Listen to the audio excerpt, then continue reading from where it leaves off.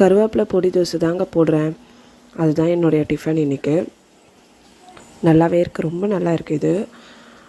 இது ரொம்ப உடம்புக்கு நல்லது கூட, ஹெல்தி கூட. ஸோ அதனால தான் நம்ம வேஸ்ட்டாக கருவேப்பிலை எவ்வளோ கருவேப்பிலை எடுத்து போட்டுருப்போம்.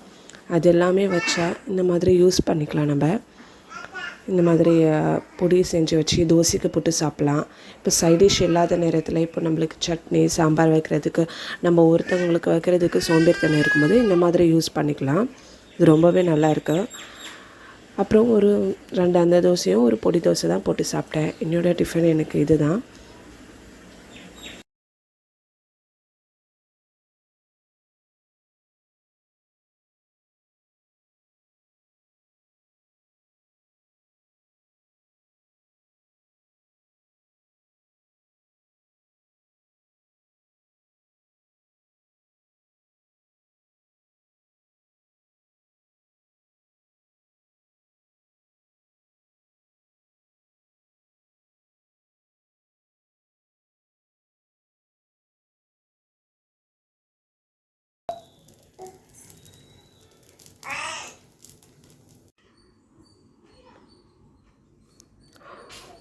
லன்ச் ப்ரிப்பரேஷன் ஸ்டார்ட் ஆகிடுச்சு.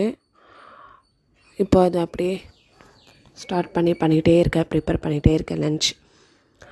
ஒரு சைடு அப்படியே துணியெலாம் எடுத்துடலாம், துணி எடுத்து மாப் போட்டுட்டு வீட்டுக்கு அப்படியே வேலை செஞ்சுட்டே இருக்கலான்னு பண்ணிகிட்டே இருக்கேன்.